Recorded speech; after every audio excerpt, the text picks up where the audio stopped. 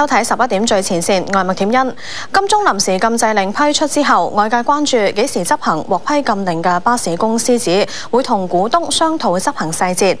消息就話，警方下個星期初會同原告人同埋執達主任開會，最快下個星期3協助執行禁制令。有被告不服高院嘅裁決，申請上訴許可同埋暫緩執行。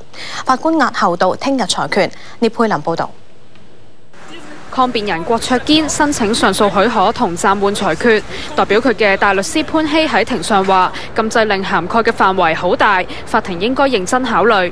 原訴一方跨境全日通代表律師陳志海就反駁，佔據道路本身係違法，引起不便之外，目前更加睇唔到佔領嘅理由。另一個抗辯人黃浩銘喺庭上就執行禁制令嘅細節提出疑問，話旺角執行禁制令嘅時候，有聲稱係原告代理人用剪鉗恐嚇，質疑跨境全日通代理人會點樣證明身份？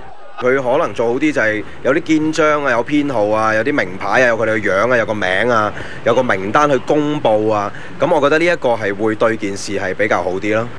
法官歐慶祥話：旺角嘅情況唔應該由呢個法庭處理，同時指示原告人要清晰確認代理人嘅身份，避免混亂。黃浩銘又提出人係咪障礙物嘅問題，又話如果人係障礙物，即係可以搬人走，就唔存在妨礙執行禁制令。原告律師反駁：而家唔係哲學堂，爭論字眼係嘥時間。又話宣讀禁制令之後，有人唔肯離開就屬於障礙。原告人律師同時向法官提交禁制令範圍嘅準確位置，包括愛丁堡廣場對出干諾道中東行線，同埋轉入去金鐘道嘅一段夏慤道同紅棉路，但係範圍就唔包括海富中心對開嘅夏慤道同干諾道中。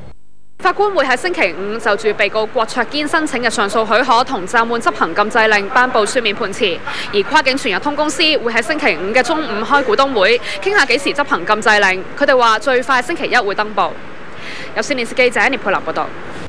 至於佔領運動持續2個幾月，係繼續留守定係撤離？學聯話會喺未來1個星期同佔領者商討再決定。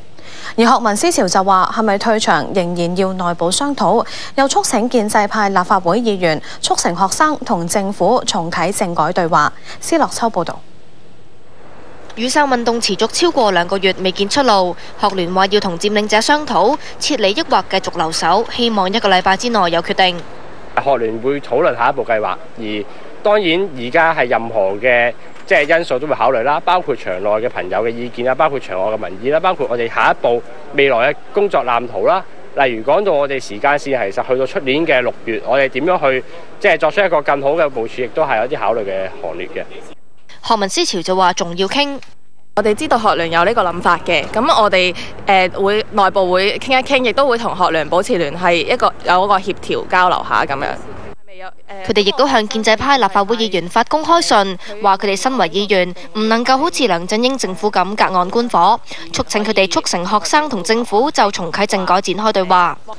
醫護人員朝早為佢哋檢查身體，黃之鋒血糖指數曾經跌到2.7，承諾過淨係飲清水嘅佢，聽醫護人員勸喻飲咗葡萄糖水，令到血糖回升到2.8。佢向公眾致歉，其餘4個人嘅血糖指數都係3以上。有線電視記者施樂秋報導。政務司司長林鄭月娥回覆立法會議員陳家樂信件嘅時候就話，希望絕食嘅同學保重身體，並且希望學民思潮可以攞出勇氣，早日結束佔領，恢復香港社會秩序。終審法院首席法官馬道立喺一間中學出席活動嘅時候話，尊重法治就係尊重每個人嘅權利，司法機構嘗試喺唔同嘅利益之間揾個平衡。Hong Kong is not just about money. It is about 7 million people who all want to be able for themselves and their families to lead a decent and dignified life.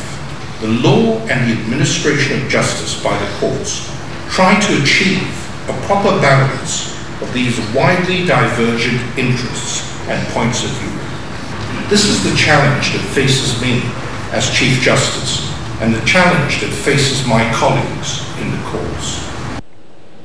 上個月石硤尾村氣體爆炸案中傷勢最嚴重嘅49歲消防總隊目梁國基延至挨晚逝世，特區政府表示悲痛。黃曉瑩報導。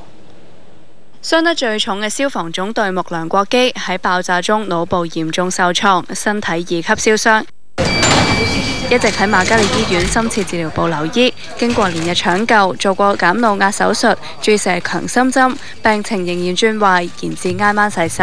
消防處處長黎文軒到醫院慰問家屬。對於痛失呢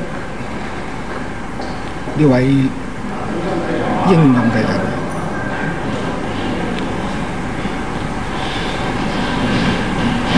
我係感到非常同埋痛心。梁總隊目遺下咗妻子同埋一名17歲嘅女兒。消防福利主任並會盡力協助佢哋渡過呢個悲痛同埋艱難嘅時刻。消防職工總會亦都話會盡快聯絡家屬提供協助。梁國基85年加入消防處，2000年晉升為消防隊目，11年之後升為消防總隊目，一直駐守旺角。上個月22號喺石硤尾村美影樓11樓發生嘅氣體爆炸，造成2死11傷，男戶主當場死亡，受傷計入8名消防員，當中4人仍然留院，情況穩定。有線電視記者黃曉瑩報道。